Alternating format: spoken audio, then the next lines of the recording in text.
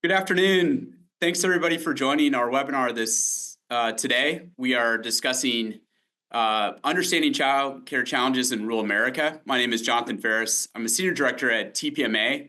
We are a national consulting firm that focuses on research planning and evaluation projects with clients throughout the United States. And I'm very happy to be joined by my colleague Alex Taylor. Additionally, I have on Christy Westbrook. She is the CEO of CTC, which is a rural broadband company based in Brainerd, Minnesota. And then I also have on the line Pam Becker. She leads the Foundation for Rural Service. So we are very excited to talk with you this morning. TPMA, in collaboration with FRS, put together a deliverable, really a white paper about what rural communities could do to address that childcare challenge. So I want to turn it over to Pam. Pam, if you could give some background about FRS, and then just the crux of how we got to where we are with this deliverable. Thanks so much, Jonathan. So I'm going to just give you a little bit of context and some background before we jump into the meat of this. As Jonathan mentioned, I'm with the Foundation for Rural Service, or FRS, and we are the philanthropic arm of a trade association, which is NTCA, the Rural Broadband Association. So the members of NTCA are about 850 community-based, usually small, independent telecommunications companies in rural towns all across the country, including, for example, Christie's company, CTC, in northern Minnesota. So FRS, our mission is about supporting rural communities. We fundraise, we're a 501c3 charity, so we raise money, we give it back to the people and organizations in rural communities, so scholarships and community grants and that kind of thing. But we also have part of our mission informing the community or the world about rural communities and sort of the good, the bad, and the challenges. What are the strengths of rural communities, but what also are the things that rural people in rural communities have to deal with, and how, in the broader sense, does rural broadband play into that? And we kept hearing over and over about childcare and how it's hard for NTCA member companies to really address it. It's hard to hire folks, it's hard to keep folks if they are worrying about childcare for new children, new infants, but even kids who are in school and maybe need before and after school care. And we can't fix it overnight, but we knew we needed to bring some resources together for folks in rural communities. And so we reached out to TPMA and they were like, yes, we know how to do this. We've done a lot of research. We've met a lot of great people. We've got a lot of really good ideas. And they brought it together in this wonderful report. Ta-da, look, it's pretty. It's got all kind of nice pictures, but more than the pretty pictures, it's got amazing information that we're going to go through a little bit today and hear stories. I don't think any of us would ever tell you that this is a simple problem. There's a lot, everybody's got their own challenges, but this is a starting place. This is a way to take that first step, and we hope that today's session will be helpful for that. So enjoy and ask lots of good questions. So just some stage setting. Pam mentioned what employers are facing, and from their perspective, it's their members, rural broadband companies. I think we, as an organization, work a lot with economic development organizations across the United States, and they have talked about kind of their changing role. So economic development used to be a lot about just attracting businesses, having space, bringing in that big company, if it's a manufacturing facility, whatever it might be that's going to create jobs. Economic development has got into other areas. If it's housing, they have their own real estate properties that they're managing and attracting tenants to. They've gotten a lot more involved in workforce development and conversations within community development across the United States. Additionally, there are other things that are emerging. We talk about quality of place. So what they're doing to have an attractive community that people want to live in. It goes hand in hand with talent attraction, how you're bringing people in, particularly in rural areas that sometimes struggle to bring new people in for jobs that are available. looking at entrepreneurship, what they're doing to support small businesses that want to grow, have people that have ideas, supporting, even managing co-working spaces.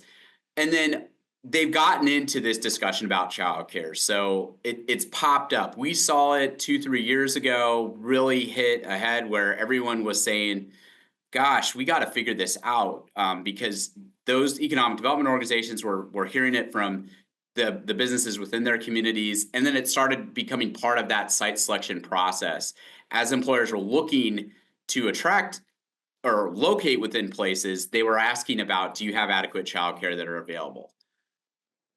So there's all sorts of headlines out there. There's all sorts of data. What we know is childcare costs are rising. They're incredibly high. It's more than people are paying for rent or for their mortgage. You can think about it more than you would pay for a college tuition for a student. So it's incredibly high. People within that industry are not making that much money.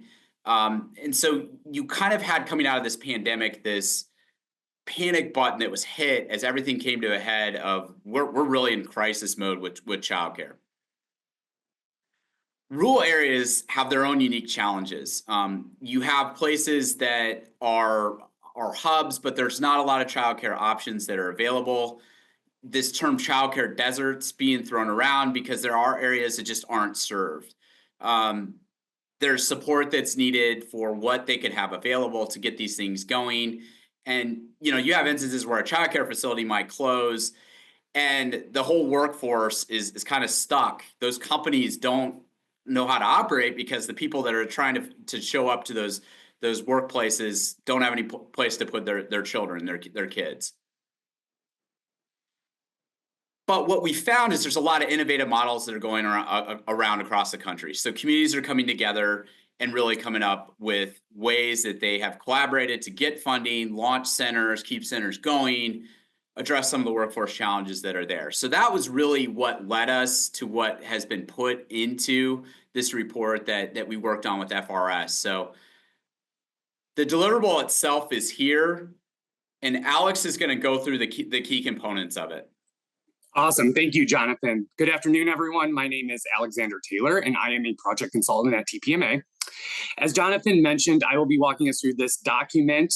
We outline various topics throughout this document, including why childcare is an issue and the challenges, barriers associated with childcare.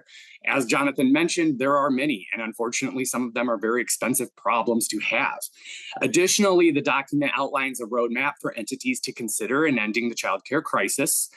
Lastly, the document provides recommendations from several different perspectives and various types of childcare models throughout the United States, just as innovative approaches to get your minds thinking, get you moving in the direction. All right, so throughout the white paper, TPMA outlined various challenges and barriers of childcare that many of our participants that are attending today also identified. First, we're talking about capacity. This is in terms of facilities, programs, and seats, and the intersection of quality in between all of those things.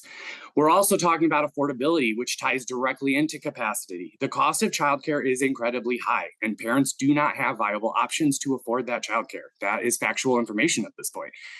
Additionally, quality options are even more limited and unaffordable among those options that are currently there. We're seeing issues with regulatory challenges, extensive and sometimes burdensome licensing, quality, compliance requirements affect operational costs of childcare providers. That is an issue in and of itself. With regards to employees, attracting and retaining employees is difficult because of low wages and a lack of employee benefits in the childcare workforce arena. We have other issues such as the costs of running a successful childcare model often exceeds the funding available for that model. In addition, the opportunities to provide or receive supplemental or subsidized funding, those change regularly and are often unavailable to employees. In addition, poverty, transportation, and housing challenges only exacerbate current childcare challenges that are already ongoing within the arena. So this is kind of our quick and dirty snapshot of the types of challenges and barriers. There are many outside of this, but we wanted to isolate as many of those to rural communities as we could. All right, so TPMA also developed an action framework that outlines steps entities can take to move the needle to addressing the childcare crisis. Firstly, you got to define the problem within your given community, location, geography, etc., and identify what your current assets are. Who are the partners? Do you have childcare facilities within your area? What kinds of seats, etc. Our team has learned that any solution to the childcare crisis requires a network of individuals and entities. And as a result, we recommend developing a childcare-oriented group, coalition, or collaborative in order to design a solution, identify funding, and implement that solution. Once that dedicated group has formed, only then a solution can be determined and designed, incorporating the views of the community, entity, organization, etc. As part of this solution, the white paper also outlines different types of childcare models, and this is really exciting stuff. Lots of innovation going on throughout the United States, and I think that is really powerful. We acquired various samples and categorized them into different categories, including tri-share model variations, a very popular type of childcare model going on currently, childcare coalitions, community college and career and technical education learning models, childcare collaboratives, employer-sponsored childcare models, foundation-led programs, and then finally state legislative models.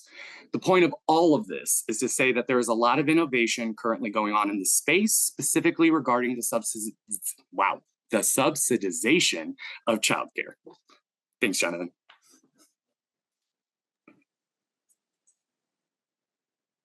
And I think the last part, we have all these within the document that you'll see, give more context on it. So check it out. We will put the link, if we haven't already, into it for the deliverable.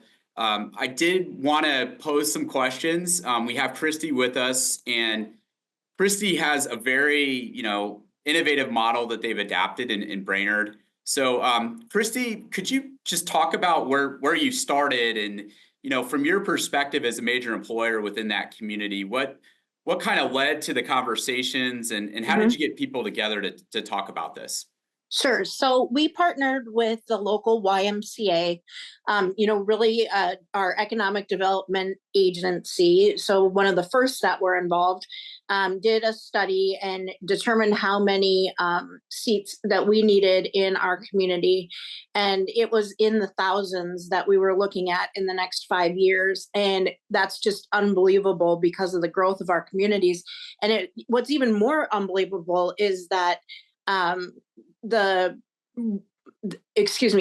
other unbelievable part of the childcare crisis really for us was that if these seats weren't going to happen, the economic development in our communities also wouldn't happen because of what we were seeing with job growth. And we're a large manufacturing agency, a large manufacturing companies. We also have a lot of resorts and lakes, all of those things. And so the YMCA knew that they needed a facility. So we did a couple of things with them. The first one was during COVID, there was an outdoor camp that was owned by the city of Baxter called Camp Manassas that was not being used or utilized. And it's a lot of outdoor space. There's small cabins on it. It used to be a Girl Scout camp. And the Y went to the city of Baxter and said, would you lease this to us long term? Well, fast forward the 5 years, that camp is now the most booming place for kids in the summer that you could ever imagine. It has everything from archery and kayaking, and they have a big water inflatable. And it was all because we said we can make this happen with Wi-Fi. And so where CTC got involved is we said, we'll bring the internet lines into that area so that kids can study there during COVID, kids can have the access they need, but also for safety and security. And so it worked during COVID, but what it did was it just boomed into this huge collaboration of a childcare camp in the summer. They open 180 seats, and they typically fill those within 24 hours of opening the seats. And so then the second was infant care. And so at the YMCA, they determined that they could purchase a funeral home across the street, right? Who would think a funeral home was going to be a child care center, but we did it. So this funeral home across the street, they were able to purchase it. But what happened at the end is that they had $1 million that they had gap financing. and they couldn't bring the project to completion unless we could help them with that $1 million. So where we stepped in as a cooperative, and so if you have cooperatives in your communities, reach out to them because that rural economic development money does exist. And so what we did was we supplied the YMCA with $1 million loan that's on our books, but we loaned them the money through the Rural Economic Development Program and USDA. Then they have a 10-year contract on that $1 million at 0% interest for those 10 years. And so the 0% interest is also just a huge part of them being able to get to the finish line. That's great. Talk a little bit about the partners that you had lined up. Sure. Yeah, that it'd be helpful between economic development foundations and then your elected officials. Sure. So all of these projects, and really, I think the solution to solving the childcare crisis truly is partnering with your community and finding other stakeholders. And so for us, it was the EDA, it was the city of Brainerd, the city of Baxter, it was our legislators, Senator Klobuchar and Senator Smith helped with money on their side. And then you had just all of your local support from businesses and different entities that said, this just has to happen for our community. And so what I would tell you is that it was a matter of getting started. Like once you got started and you found the partners, the wheel will roll, like things will move forward, but you got to take that first step into it. Otherwise, I think we continue to just talk about the issue and we're not seeing resolution to it. In that first step, maybe give folks a little bit of context on, how you launched it, and then kind of from where you launched it, what the timeline was to where you're at now with a center that's open and serving families, serving children. Yeah, and I failed to say this, that the funeral home, when it was converted, also had space for plus 25 infant spaces. And I just think that that's also just huge that we were able to add that into the mix. So we have those infant spaces available. So when we got started with it in the timeline, well, Camp Vanasek started 5 years ago. The funeral home probably took about 18 months to purchase it and renovate it and get the money to secure it and then to get it to the finish line. It's just a great center. We're going to show you a little video so that you can see some clips of it, but it really turned into a very nice facility with the partners that we had. So 2025, January 2025, how many seats do you have available? How many kids are being served? And then how is it being staffed? Kind of what's the management structure of it look like? Yeah, sure. So the kids that can be served there, so there's 60 plus total infant spaces or total spaces over there.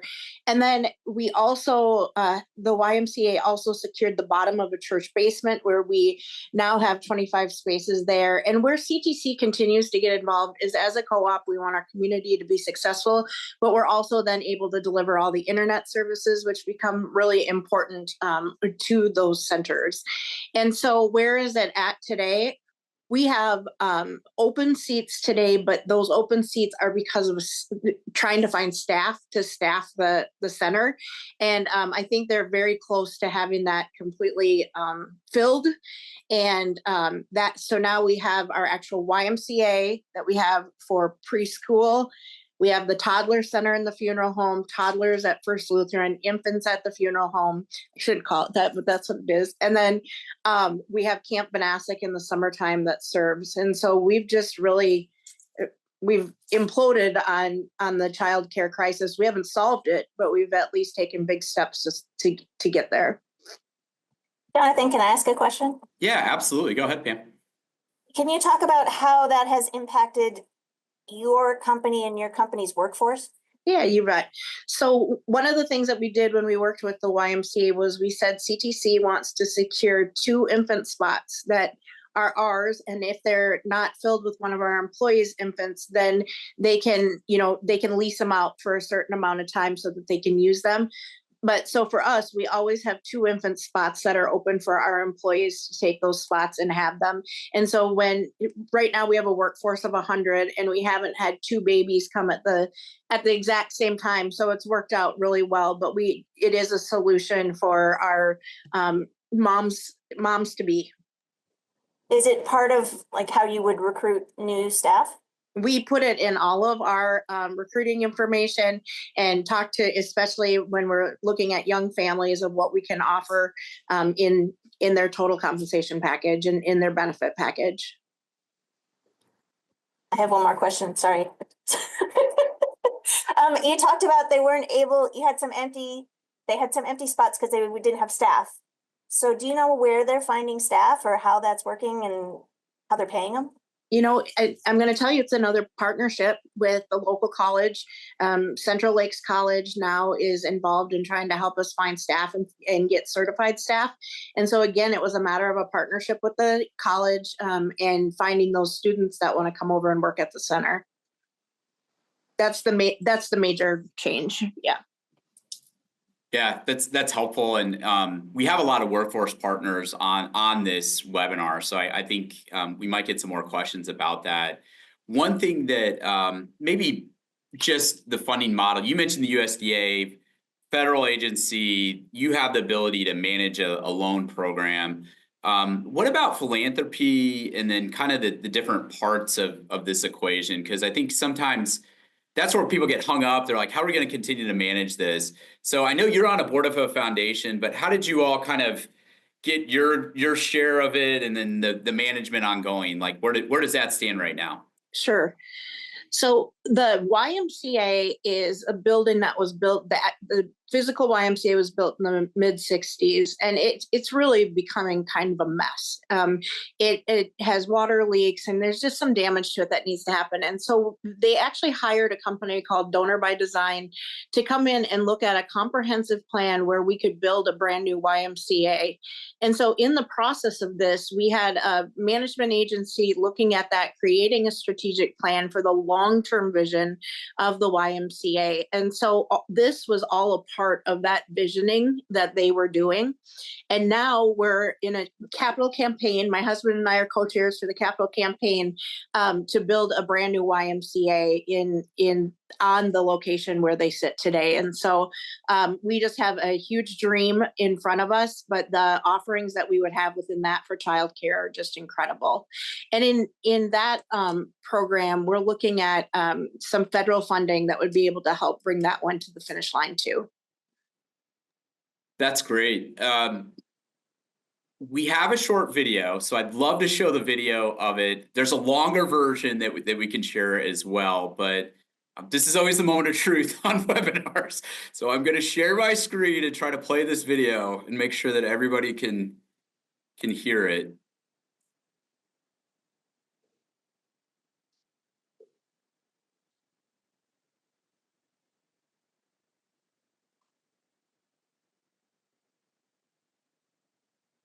Together, we're shaping a brighter future for our children and our community. Special thanks goes out to Senator Smith and Senator Klobuchar, who provided key leadership and assistance to secure congressionally directed spending funds.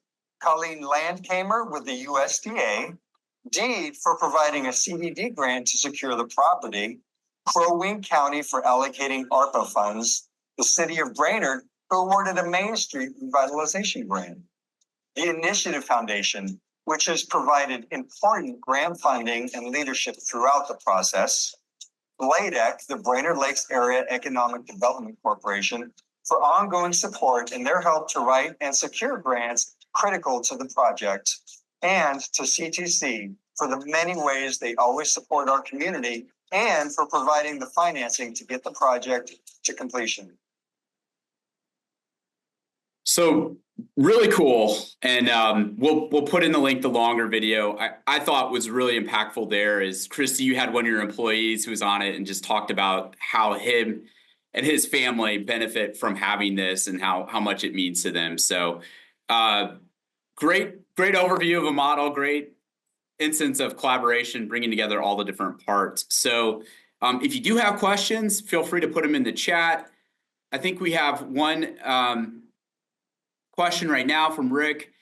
When we say rural communities, how do you define rural communities? Well, you know, USDA has a definition under 50,000. I think, you know, that could vary. Christy, Brainerd's got how many people? 14, 15,000 in the city. And then I think you're probably Brainerd Lake area.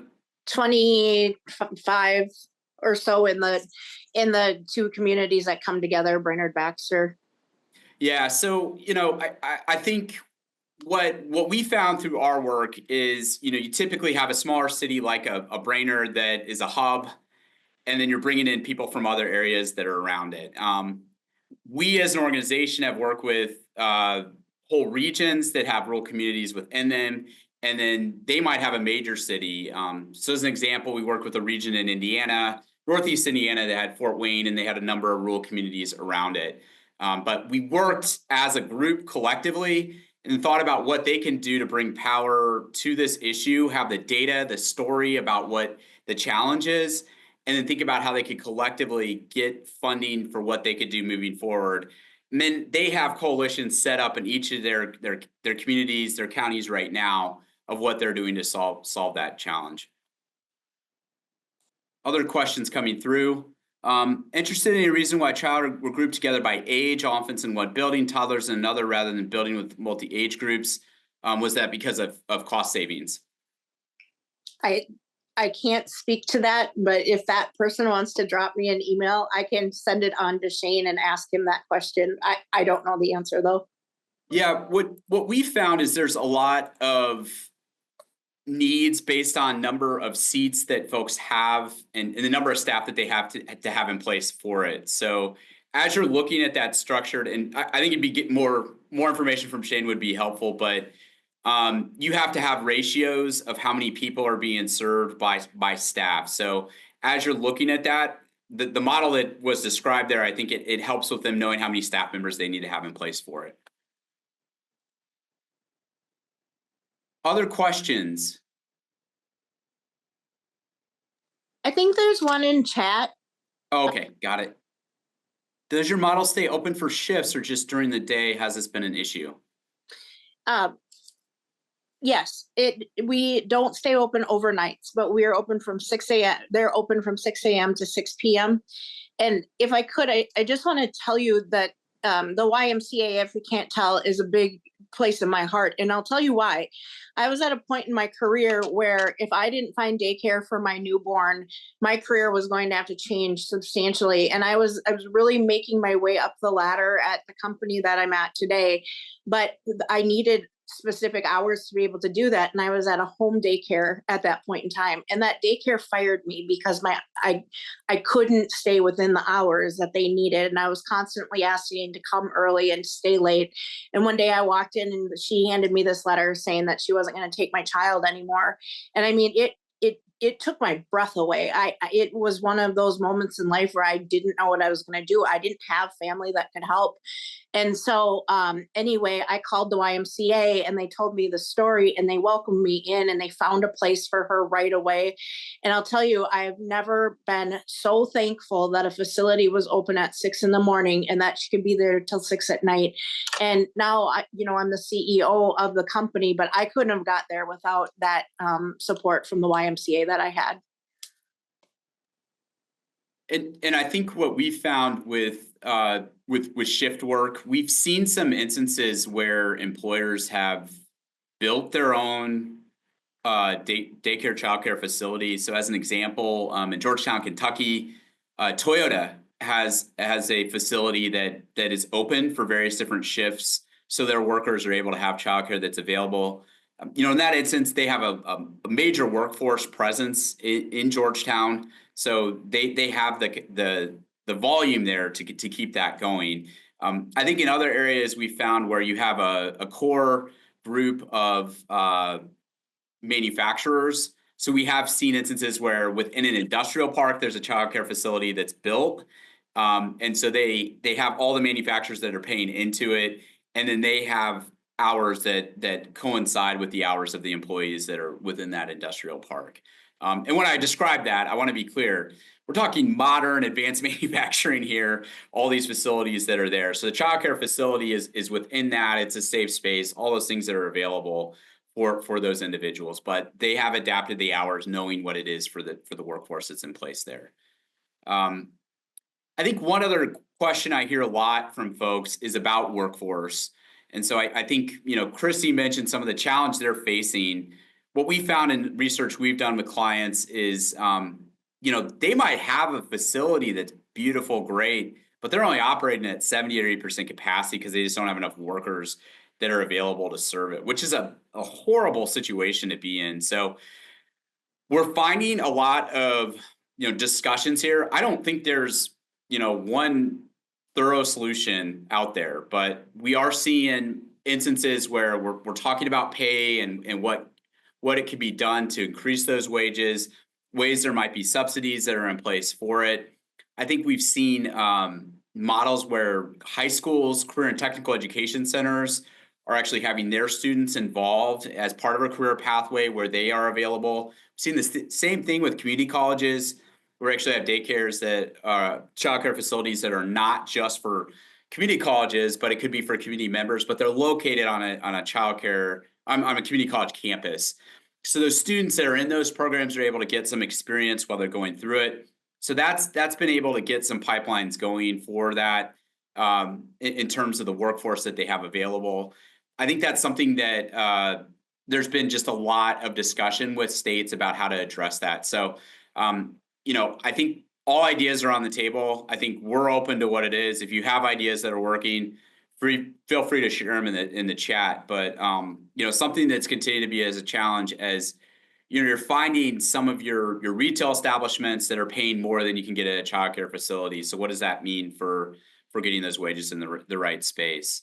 Somebody mentioned apprenticeships. I know of a great model in Northwest Pennsylvania where the Erie area where they've worked with their local higher education institution, gotten seats available with childcare providers, and have a whole pipeline. And they're getting federal resources available for subsidizing some of those wages as well.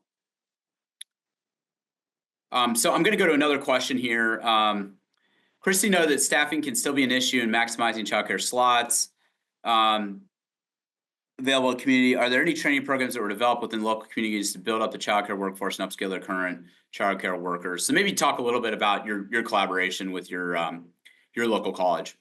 Sure. I'm not going to, again, have all of the details on that, but I know it's some sort of certification program that they worked with Central Lakes College on. And again, if you drop me an email, I'll be more than happy to connect you with Shane to just get more specifics around what that all looks like and all that entails. I just don't have those specifics. I know they did something. I just don't know what. All right.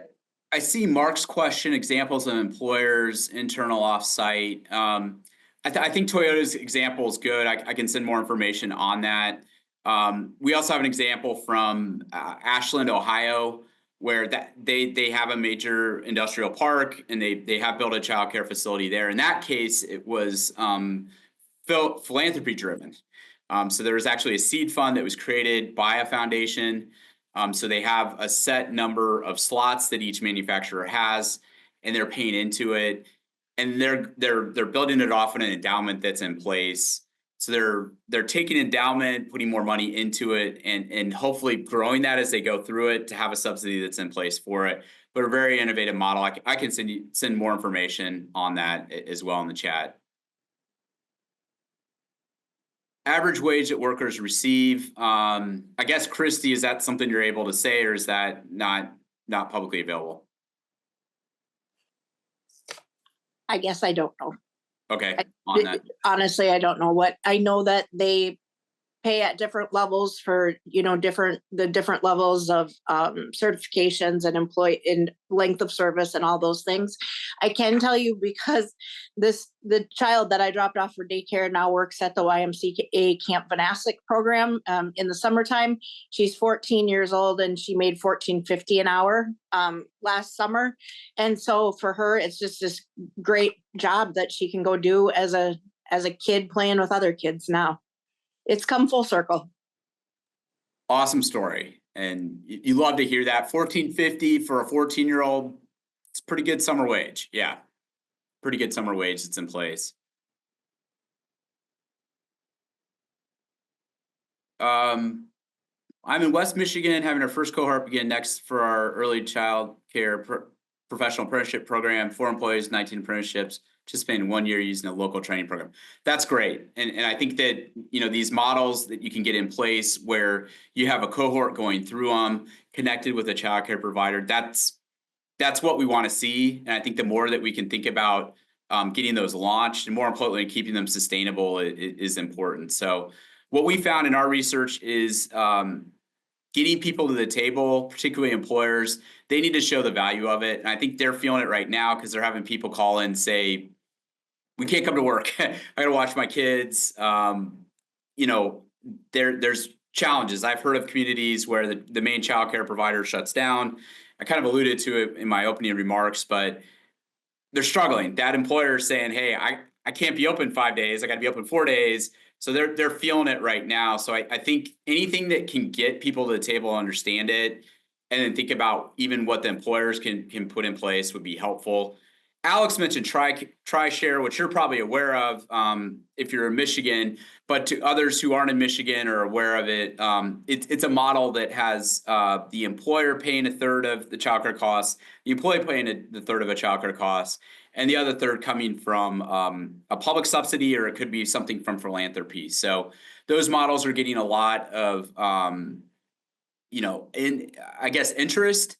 I know Michigan's been really kind of a leader in getting that going. There's a lot of interest in Kentucky. There's been more of getting that going. In Indiana, where I'm based, there's a model that's going in Northeast Indiana as well that's built out of there. So I think just another collaborative model that's available. Care FSA.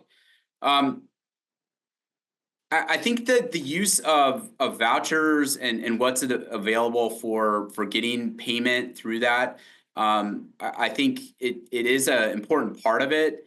I think what we've seen from the research we've done, if it's been in Texas, it's been in Indiana, everybody talks about all these funding streams that are available. The challenge is a huge wait list to access those vouchers. So there's people that have the ability to access it, but then the funding dries up and they can't get access to it.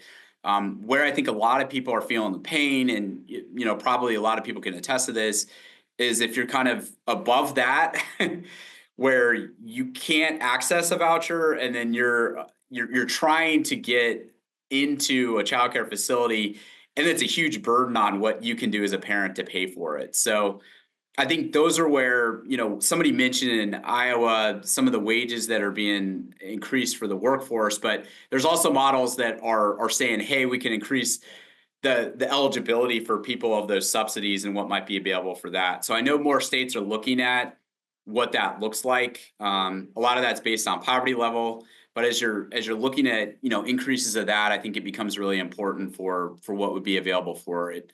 I think additionally, you have models, one in Kentucky right now, where if I'm a teacher, or actually if I'm a childcare worker, I have access, particularly for childcare workers, to funding, a stipend that I can have for childcare for my kids. So the childcare gets paid for the people that are working in those childcare facilities. So some innovative things that are happening there. We have some other things that've been put in the chat. Yeah, some good statements that are being made as well. Hey, Jonathan, can you talk coalition building and who are good partners to be reaching out to? Yeah, great question. I think as you're coming into these discussions, it's important to have a lead organization, and that can be different partners. We found it could be a regional group, like an area development district or a council of governments. We've seen it where it's an economic development organization that's leading the charge. And then we've seen, even chambers of commerce say, hey, we want to bring it together there. So having that group that's kind of the champion to say, hey, this is an issue, we want to build out a committee, a coalition, a task force becomes important. I think the types of people that are important for that discussion are employers, Christy can attest to that, bringing them into the fold because they see it, they have challenges with the workforce. Thinking about your existing providers that are in the network, YMCAs that are already serving, folks that are already part of that, I think it becomes really important to have them a part of it. And then thinking about getting your workforce partners, so knowing what they can be doing to get that workforce in place. And then philanthropy becomes really important as well. Also getting your city, your county officials involved. They all want visibility, and you're probably all going, oh my God, how do I get all those people together? What we found is data speaks. So we actually have done a number of just data reports that just express what the need is. The way we framed it is we had a client come to us and say, if we had access to better childcare, how many more people could we have in the workforce? That was a question posed. And so we came up with a modeling effort that could come up with work-willing parents. So how many people could be going back in the workforce if they had access to it? So we did that, and the numbers were, thousands, and they're going, oh my gosh. So that started the conversation and really got people involved in it. And then when we think about how you can model that out to say, hey, if we have some type of program in place like TriShare, what that would cost, what our return on investment or ROI could be with that, and think about how much more tax dollars could be in the, all of these economic impact type of things that you hear about. So I had the privilege to actually present to our state legislature here in Indiana about that and give all that data. And a lot of ears perked up and people were saying, wow, I had no idea. So I think the data really speaks. You get that coalition together, and then you can kind of think about, okay, what are we doing right now? What's available? And then how can we access some of these funding? Christy, you mentioned USDA. You're a guarantor of a loan. I mean, you're putting yourself on the line, but you can have a loan out there, and that's a resource that's available. Philanthropy can do that. Companies can buy into it. There's state grant programs right now where they might be funding particular initiatives. There are targeted programs for childcare facilities right now. So knowing what that looks like, but understanding what the needs is, how many seats you have.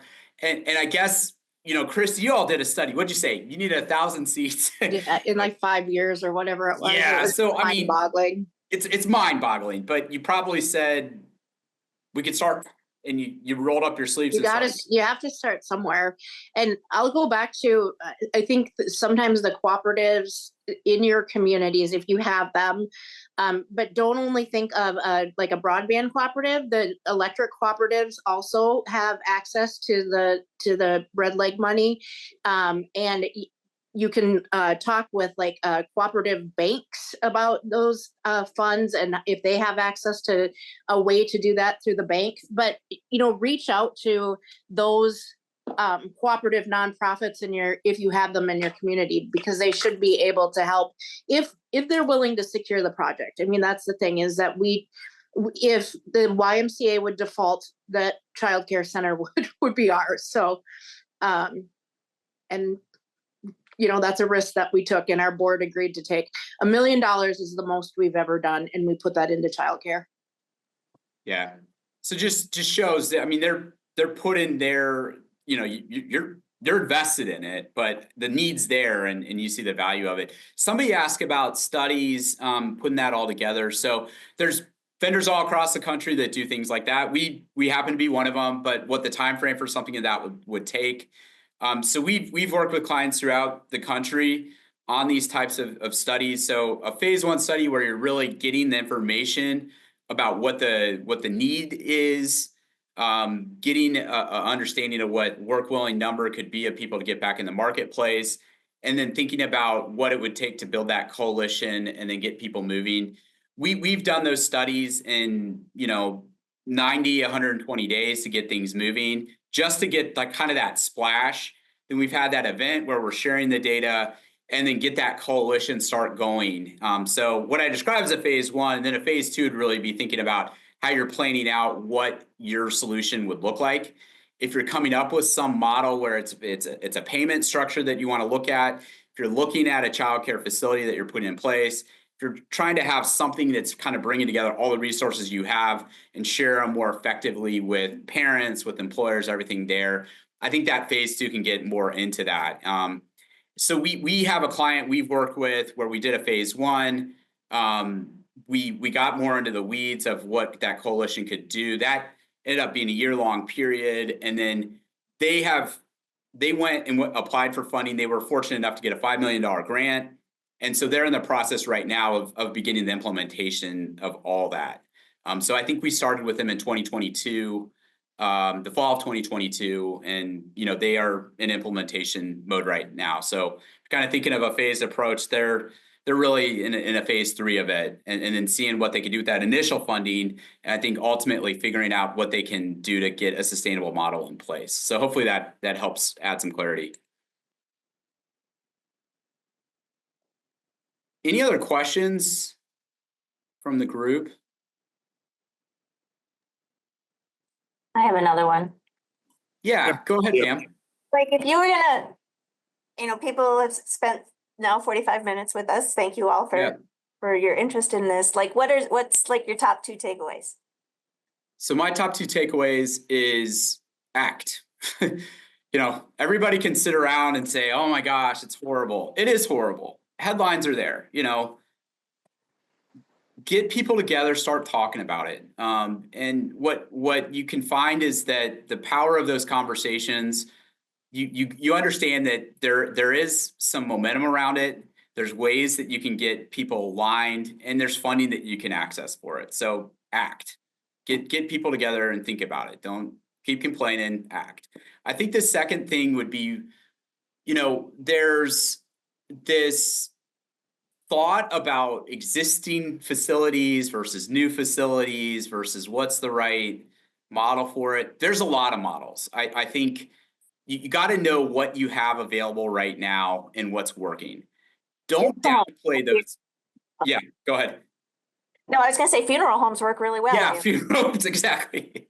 Right. Or birth to death to whatever we want. Yeah, but you have a lot of great providers there. You have a lot of committed people that are doing great things. Don't downplay what those folks are doing. Talk to them, get them involved in discussions, figure out how you can help them out right away.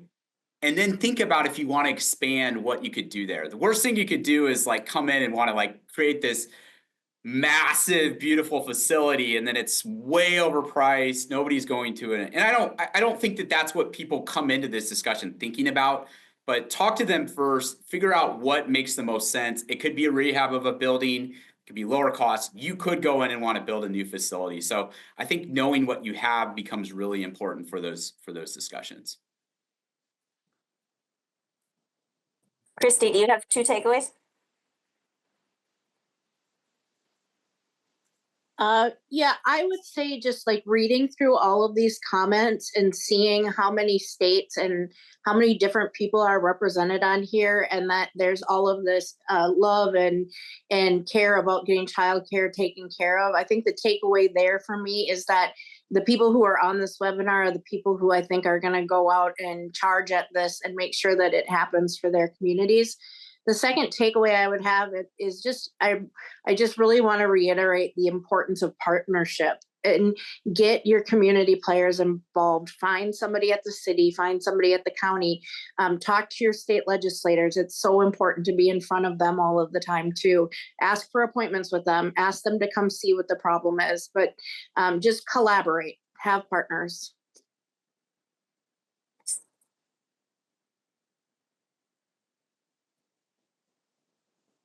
Alex, anything takeaway? Sure. Really, for me, biggest takeaway is the funding options, the available, what we can use with USDARD and how that was used with a cooperative, and the innovation behind some of these solutions, I think is very exciting. I think in designing a solution, it's important to stay innovative. The crisis is a crisis for a reason. So get innovative, get thinking. No bad ideas. A wrong idea. Yeah. We have our contact information in the screen, so feel free to reach out. And I mean, if there are resources, we have the contact list here. We're happy to keep this going. I think we're all committed. A lot of us are parents, and as we're looking at this, we feel it. We know that things got to change. So this is, a pressing issue for a lot of us, but we're all committed to come up with solutions, and we all want to share and help each other out. So really appreciate the time. We will have a recording available of this, and really appreciate you spending time this afternoon to listen and share some insights and listen to our insights. So thank you all. Have a good rest of your day.